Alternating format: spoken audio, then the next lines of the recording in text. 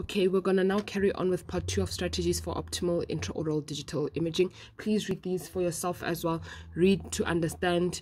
And then from there, when it comes to part 2, we're more concerned with radiation safety and protection procedures, intraoral anatomical and patient management strategies, and troubleshooting when it comes to or pertains to common errors that we find radiographically. Okay.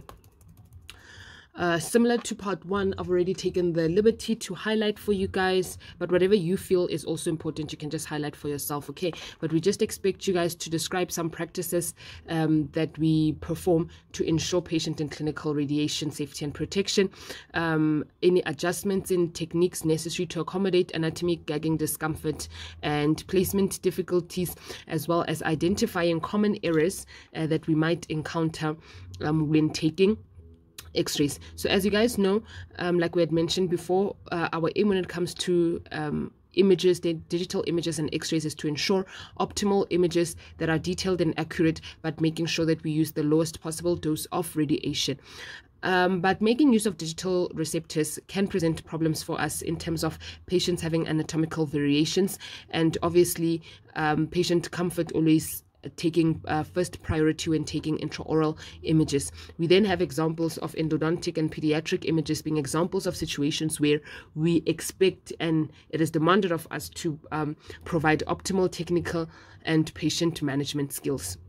So when it comes to radiation safety and protection, the main or primary concept that we try to apply is ALARA, which is as low as reasonably achievable. So that's the name of the principle, which just aims to keep radiation exposure to patients as low as possible.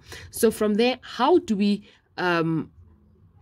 maintain this ALARA principle? So firstly, we have X-ray beam collimators. So collimation essentially is the restriction of the size of the X-ray beam to essentially decrease the volume of tissues exposed at the skin surface. So we then try essentially to make use of a rectangular collimator, because this limits X-ray beam to the approximate size and shape of the receptor, resulting in a 4 to 5 time reduction in dose when compared to a round collimator. So we're basically talking about here a practice actively changing the type or the shape of the collimator to accommodate a decrease in the dose of radiation that a patient is exposed to. So you'd actually want a rectangular collimator as opposed to a round collimator, so as to decrease the X-ray beam that the patient is exposed to.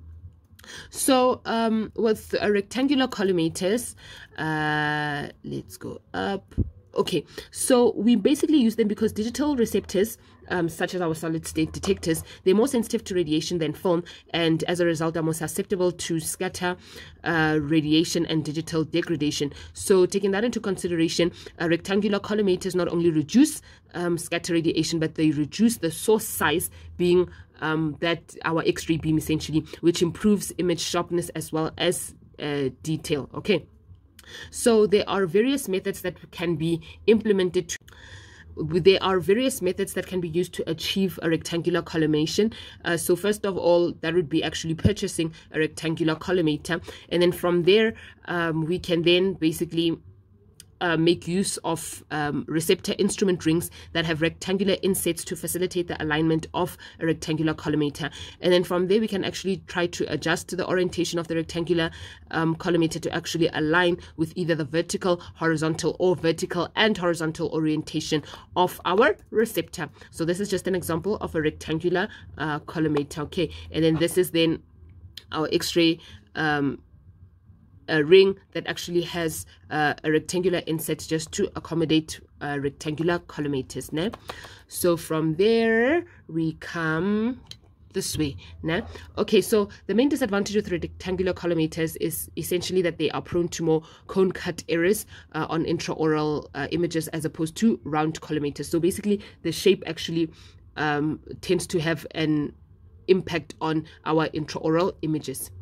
So that's essentially one way of keeping to the ALARA principle, the use of round collimators. So secondly, we can make use of patient shields. So patient shields also are another means to attain or attend to the ALARA principle. So we can make sure we not only make use of lead aprons but also lead thyroid collars during radiographic imaging, not only to provide protection but actually minimize exposure of patients to radiation. So why lead thyroid collars? The thyroid gland, as you guys all know, is one of the most radiosensitive organs in the body, especially when it comes to children. So given what we've already discovered in terms of solid state detectors and their proneness to scatter radiation, thyroids basically tend to actually be susceptible to scatter radiation as a result of their proximity to our oral cavities. But keep in mind, as we had discussed with extra-oral features that, or extra-oral X-ray techniques, that lead aprons, or rather thyroid collars, tend to be problematic, especially when it comes to panoramic X-rays, because if they are in line with the X-ray beam, they can actually reflect onto our X-ray image, our panoramic X-ray image, and actually cause distortion of our image. So take that into consideration, especially if you're working at a practice that makes use of thyroid collars. Then from there, okay, we're coming back this side. We're constantly rotating today, hey? Okay, now this side. Okay, so obviously we all then have a genetic risk of radiation exposure. So now talking about, or in line with us talking about lead aprons and lead thyroid collars, we need to remember that our aprons are thin and malleable. So if we're constantly folding and unfolding and not properly storing them, these lead aprons can essentially become broken, and they compromise the protection that we're trying to achieve for our patients. As a result, we do encourage that these aprons and collars actually be hung up as opposed to being folded and stored, just to avoid damage. So there are commercial hangers and wall mounts that are available on the market to actually be used for this specific purpose that we're talking about. So the third way that we can adhere to the ALARA principle is by taking into consideration our exposure factors. So we need to remember that extra or intraoral dental X-ray machines compatible with digital imaging systems have the smallest focal spot possible and a timer capable of producing very, very short exposures. So essentially, we try to keep, when it comes to patient exposure, to 60 to 70 kilovoltage and a milliamperage of 5, as well as then making use of a rectangular collimator, just to further reduce scatter radiation and allow for improved accuracy as well as detail of our X-ray. So then the kilovoltage controls the penetrating power of our X-ray beam and the image contrast, while our milliamperage and the time basically controls the number of X-rays generated and image density, basically the darkness or the radiolucency of our image. Also, ladies and gentlemen, the length of exposure time is dependent on multiple factors, including the type of image receptor, the exposure factor settings, our X-ray beam collimation, patient size, as well as the area of interest. So generally speaking, exposure time obviously increases from the anterior region of our mouth all the way to the posterior region of our mouth, so that we can actually get detailed images. So that's just a rule of thumb that you can try to employ or take into consideration when you are taking X-rays. This time also obviously decreases when you are exposing our pediatric patients, but we're going to come to that shortly. And then from there, in terms of us as operators, obviously we can also make use of lead aprons. A lot of practices employ wall barriers, so that when we're exposing patients, we actually stand behind the wall barrier or 2 meters away in our case, just to protect ourselves from radiation. But table 2 is very important. So those are some of the things that you are expected to know as a means to protect yourself in the clinical area. They also talk about handheld portable units. I've yet to meet anyone using these portable X-ray units, so I'm not going to get into that, as you can see. Then from there, we're going to talk about some challenges that we will be or can find when we are dealing with patients and X-rays. Okay, so patient comfort and gag reflex reduction. Firstly, ladies and gentlemen, like I told you before taking X-rays, you explain to them this is going to be very uncomfortable. Please try and hang in there. If you see that your patient does struggle or tends to struggle, then you have to then employ certain management techniques to actually get them to cooperate so that we can get our X-ray. Okay.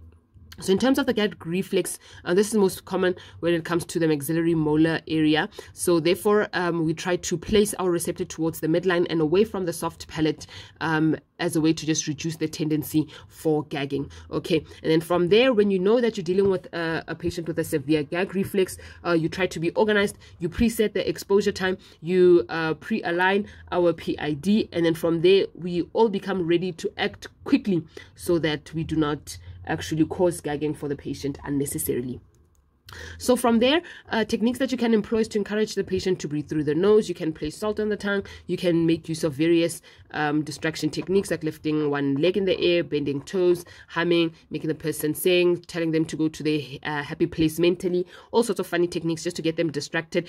Sometimes we end up using either topical anesthetic, if it's not there, even local anesthetic, as well as tissue cushions on the receptor just to ease that receptor or sensor into the oral cavity.